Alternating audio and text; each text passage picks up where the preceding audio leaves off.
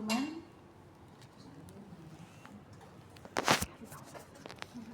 Instrumen steril ini terdiri dari kasa, kucing, pinset anatomi 3.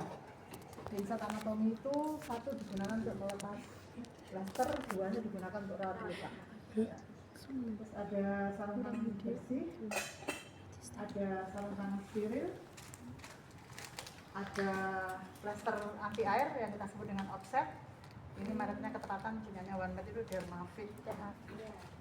Terus tetap kita sediakan persiapan plaster Lipavik karena kita tidak tahu apakah lukanya pasien ini baik-baik saja atau tidak. Kalau lukanya itu kering maka kita akan tutup dengan offset, tapi kalau lukanya basah kita akan tutup dengan kasa dan atasnya ditutup dengan Lipavik karena nanti akan dilakukan perawatan luka sehari 2 kali, biasanya mandi pagi dan sore itu dirawat sehari dirawat 2 kali kayak gitu. Untuk kalau lukanya basah ada tentunya kalau ada Lipavik ya ada plaster. Terus ada NaCl cairan fisiologis, ada alkohol, gunanya adalah untuk membantu pelepasan plaster ya. Ada handrub untuk cuci tangan. Korentang ini sebenarnya tidak digunakan lagi, tetapi kalau posisinya adalah awal kali kalian akan mengambil pinset itu sarung tangannya masih ini otomatis kan tidak boleh, maka dibantu untuk ngambil pinset steril yang pertama kali dengan korentang. Tapi kalau mau menyiapkan korentang berarti kan ini di steril korentangnya, terus ditutup. Jadi bukan korentang yang berhari-hari diletakkan di rumah sakit diem begini ya, tapi baru disteril bersama-sama dengan alat. Terus ada bengkok, nanti ngambil hati-hati ya, tadi temennya ubet gitu langsung. Bengkok ini cairannya adalah ada cairan BTP, disinfektan tingkat tinggi. Cara buatnya gimana nanti kalian searching. Ini tadi penggunaan Baiklin ini. Ya. BTP gunanya adalah untuk merendam alat stainless steel. Jadi alat-alat yang sudah tidak digunakan lagi itu dimasukkan atau direndam di situ. Sebenarnya alat-alat ini proses sterilisasi alat itu kan pertama adalah perendaman. Nah, perendaman sudah bisa mulai diawali dengan pada saat kita melakukan perasaan. DTT itu 5 menit. Dari DTT maka kuman dan sporanya sudah bisa mati. Setelah itu nanti dibersihkan, terus dicuci maksudnya, setelah itu baru dilakukan steril. Jadi tahapannya itu banyak. Nah, steril itu kan ada steril uap, steril rebus atau basah, steril kering. Steril kering itu menggunakan formalin ya, dia itu digunakan untuk sarung tangan. Steril basah itu berarti direbus. Steril uap itu adalah menggunakan autoclave ya. Nah, itu satu lagi bengkok yang kering ini digunakan untuk membuang BHP, bahan habis pakai, kasa, plester dan lain sebagainya, karena nanti pada saat akhir kali proses itu kan kita akan membuang BHP itu langsung pada tempat sampah medis. Nah, alat stainless steel kan nggak mungkin dibuang. Kalau bengkoknya cuma satu, berarti kalian akan milih pinsetnya disingkirkan, ini kan kontaknya dengan ibu pasien ini semakin banyak, maka resiko buat kita. Ini untuk rawat luka SC dan tadi prolognya sudah saya sampaikan pada saat kita belum berdiri. Pada prinsipnya tentunya alat, lingkungan diamankan ya, terus personal precaution ya, cuci tangan dan inform consent. Silakan bisa inform consent terus baru cuci tangan di awal ini. Dengarkan, selamat menit. Kusik. Cuci Tangan, pasang sarung tangan bersih. Tuli.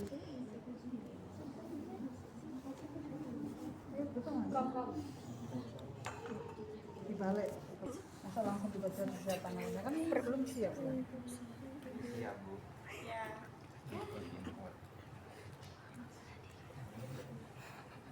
Ini buka, Bu. Bagaimana caranya supaya perutnya bisa kebuka? Kalau kayak gitu nggak usah ditanyakan. Ayolah, guys, dia caranya nanti sebelumnya diataskan kan gitu kan? Tutup dulu, karena ditutup sampai di atasnya ini, celana dalam. Guritanya yang dibuka, pakaian dalam sedikit diturunkan, Jangan ragu-ragu. Gimana kamu kalau enggak tolong temennya ya minta tolong agak ke atas. Nanti kalau rawat luka harus ini ya, apa pakai saraf, pakai masker ya, karena kan kita mau ngajak ngobrol pasien supaya dia distraksi, tidak fokus pada nyerinya ya. Jadi diajak ngomong.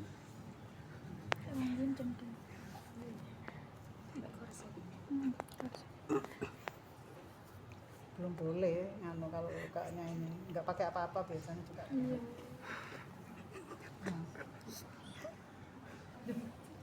Pasien biasanya cenderung diminta untuk dikeataskan ya. Kenapa? Karena kalau dirawat itu pasien karena begitu nyeri spontan kadang pengen nutup begini, jadi ke atas ya Bu tangannya gitu.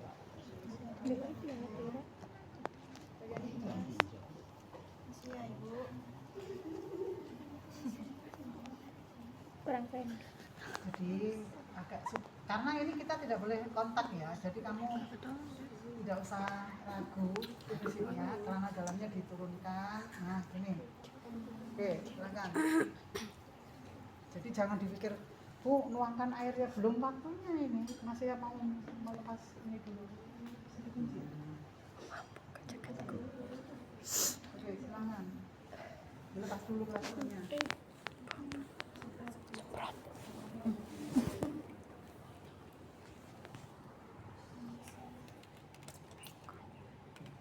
Pinggir ya Mas, pinggirnya, jangan semuanya. Pinggirnya, pinggir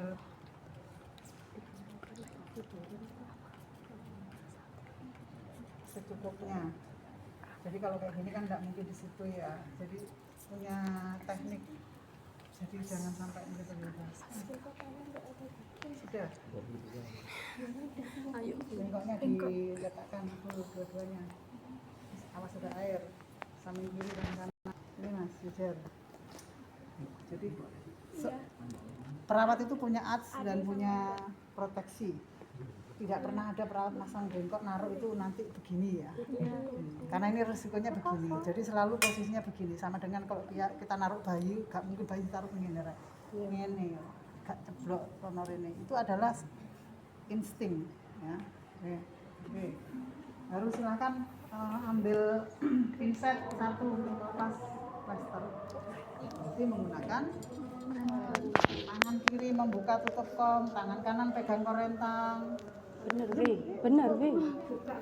Satu pinsetnya diangkat nggak masalah.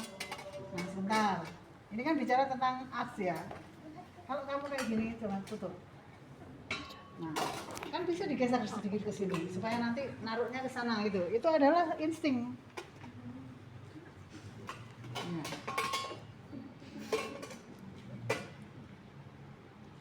Ya, ojo ditutupi ngono gak enak. Tidur kan. Nah, ambil pinset satu.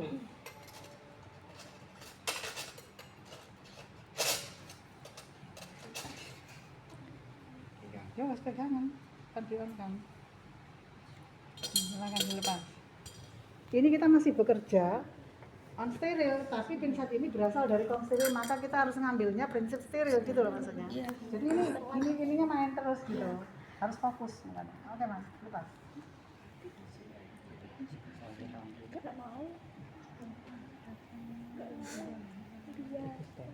Tangan kiri menahan jaringannya. Jadi kan kalau plaster ditarik itu kan kulitnya kasar juga kan. Jadi jadi tahan dan kayak kita ngelepas gini. Nah, kita nahan gitu. Tapi jangan memegang area luka. Ya, ngapain pegang dalam? Ya bagian sesuai dengan, jangan sampai meminimize posisi. Nanti digulungnya di dalam ya, bukan keluar karena kan mengeluarkan kotoran kalau keluar.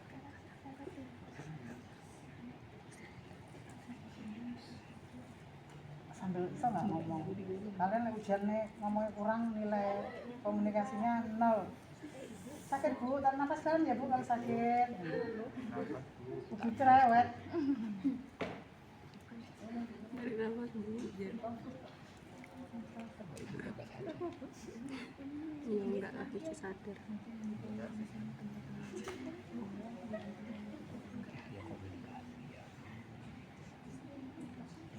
Ini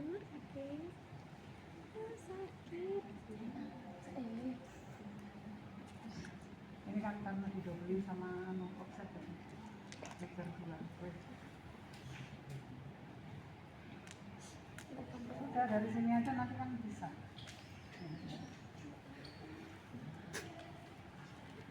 Ini kan. Langsung dulu. Kan ini ditahan gitu ya. Tahan. Gitu ya. Terus kan. Jangan kena luka tanganmu. Ini lukanya tengah.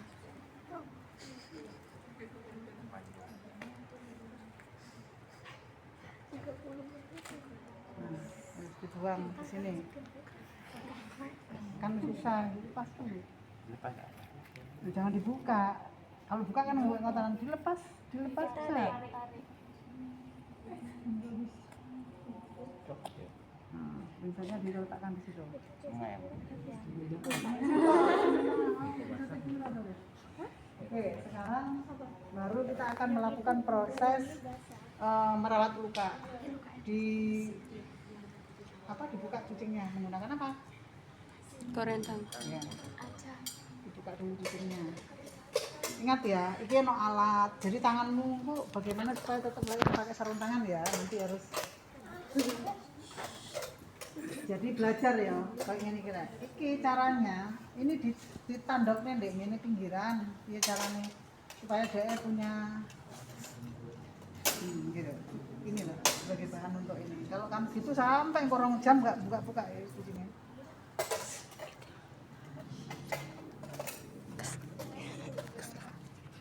Emang. Oke, kembalikan. Sorry, langsung tuangkan apa? Jangan sampai keburu pakai sarung tangan. Kalau keburu pakai sarung tangan, ini yang bantu saya menuangkan karena dia udah pakai sarung tangan. Semakin dibantu nilai skornya akan berkurang karena kan sterilnya harus dipertahankan. Terlalu sedikit loh mas. Ayo aksnya, masa sama iso geng rendam. Berarti posisi cucing tetap di situ, Ibu. Ya iyalah, kan steril. Perkiraanmu. Kayak diperkirakan kudu duwe sensitivitas ya perawat. Oke. Baru sekarang ganti sarung tangan steril. Masukkan kasa 2 atau 3 lembar ya. Kita akan melakukan proses pembersihan luka.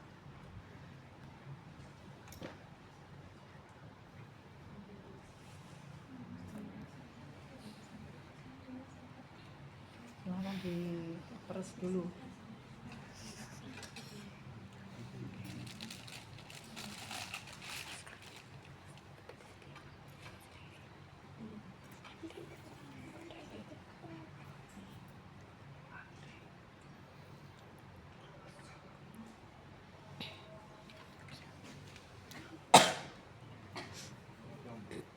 Taruh dulu pincet yang satu pincet ditaruh, pegang kasanya, ini ya, pegang kasanya, dilipat jadi perselipat. Megang pincet selalu tangan kanan, tidak pernah tangan kiri.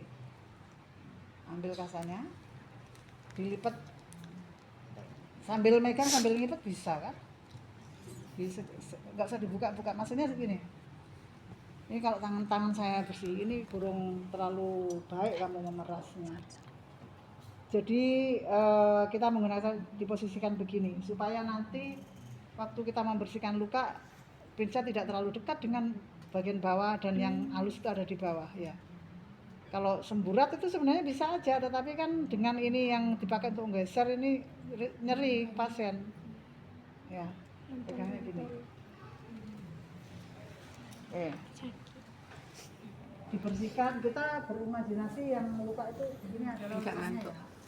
Membersihkan daerah yang jauh dari luka dulu ya, cara 1 kali besar melingkar ya.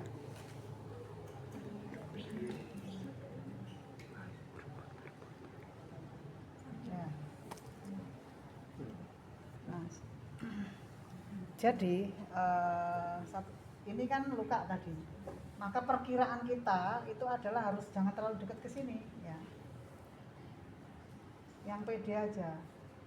Nah, membuang jangan terlalu dekat karena nanti nyentuh ini pinsetnya, buang aja yang tinggi ya, dengan dibuka dek langsung jatuh karena ini pinset masih digunakan oleh kita.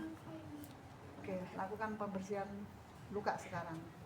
Pembersihan luka dari atas ke bawah, 1 kali usap. Nah, sekarang letakkan pinsetnya ke situ lagi, coba isikan. Ambil kasa kering. Kita akan cek luka ya, cek luka. Langsung cek luka. Nanti Mas Raffi, bentangkan kasa kering itu sepanjang alur luka di atasnya dan di bawahnya. Kita mau melakukan palpasi untuk ngecek luka. Sebenarnya kan kalau misalnya ini lukanya sedikit, kan sama dengan gini loh kita. Sebenarnya mau kita cat itu, metu nggak sih airnya gitu. Tapi karena ini panjang kan nggak mungkin begini-begini, jangkauannya kan susah. Maka kita menggunakan dua tangan. Jadi nanti gini cara ininya, telunjuk dan jari tengah. Ini kita gini. Gini, merambat dari atas ke bawah ya. Tapi karena sarung tangan kita steril, maka perlu dialas oleh kasa steril supaya kita tidak on karena kita masih kerjaan belum selesai. Kayaknya nggak bisa begini kan panjang. Buka gimana caranya supaya seukuran lebar itu tapi dia memanjang. Buka aja. Panjangkan. Kan tidak selebar itu.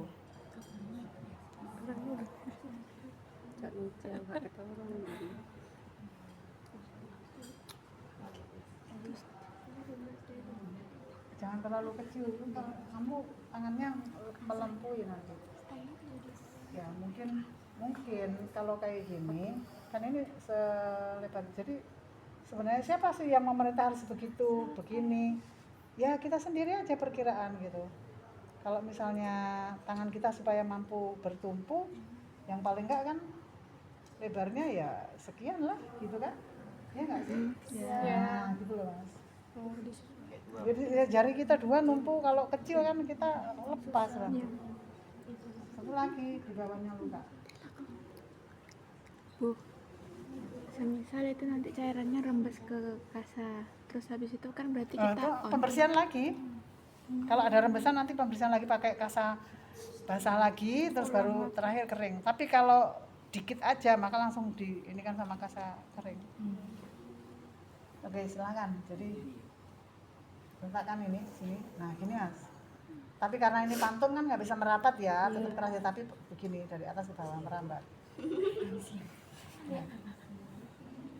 Gini sebentar. Gini. Kan begini Mas.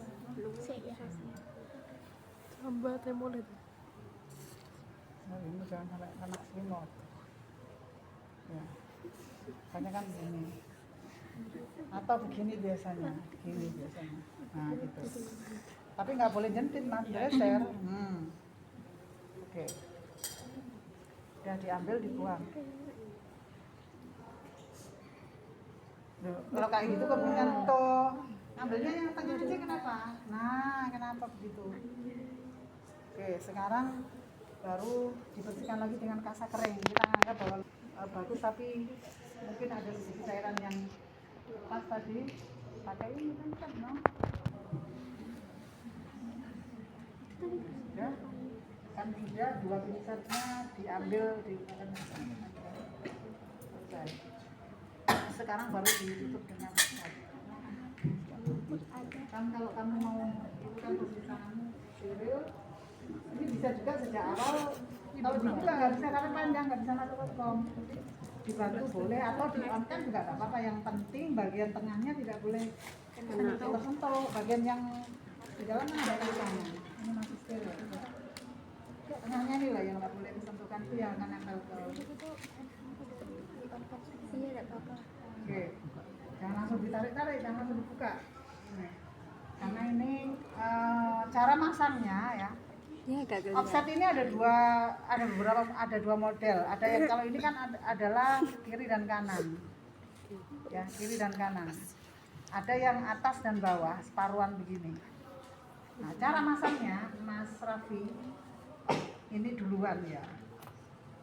Kita menggunakan imajinasi, ukur panjangnya luka supaya nanti bagaimana kasa tengah yang steril ini persis lukanya ada di dalamnya, kan gitu. Gak melotrok merene, gak melotrok ono atau kedenguran gitu. Jadi pakai imajinasi seperti gini gitu ya. Baru nanti cara masangnya ini jangan langsung dilepas semua, jadi pelan-pelan dibuka pelan-pelan, tangan kanan membuka, tangan kiri itu membantu atas dulu, setelah ditempel dipurut di sini pelan-pelan kan buka anunya casing HP gitu, di sampai ini. Jadi jangan blek, kalau langsung blek juga apa, tapi begini harus nempel langsung dipurut dari atas itu pelan-pelan kami, jangan dilepas langsung di atas belum nempel ke kulit. Jadi ditarik tapi sudah nempel, ditempelkan seperti itu. Nah, ini langsung.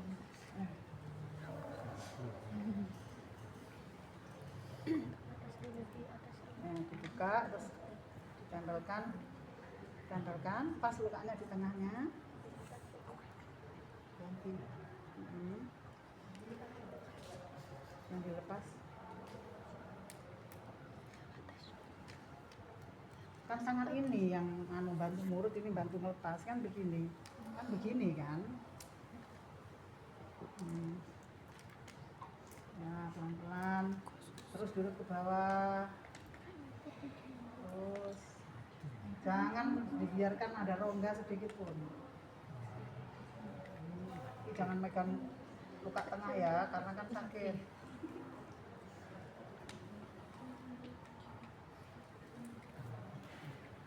Cepat.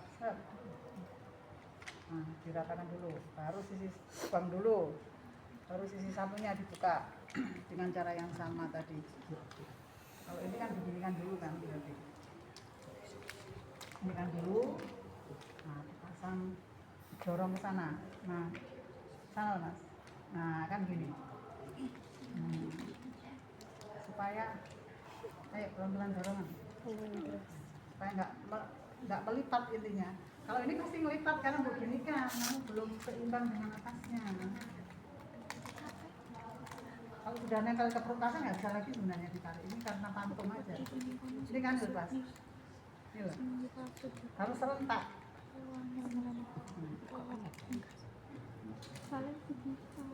Ya, nah diurut lagi dari sana. Prinsipnya sebenarnya bagaimana caranya plester itu rata di permukaan. Bukan itu, karena bocor nanti kalau nggak rapat. Kalau dia mandi kan airnya masuk. Bukan karena hanya ini kan kantung, kalau manusia biasa, tapi saya beneran dia manusia biasa. Aduh. Nah, maksudnya tadi kalau misalnya lukanya nggak bagus, Manusia Indron maka kasa itu yang diletakkan di sini. Kasa itu kan kalau ini kan pendek ya, ini saya simulasikan aja. Ini kan pendek. Ya kita atur lah gimana. Ditimpa ya. Kalau dia memang ternyata harus sampai di situ, ya ditimpa lah. Gimana caranya? Minimal 2 lapis ya kalau untuk dengan luka. Baru yang terakhir nanti baru bisa dipasang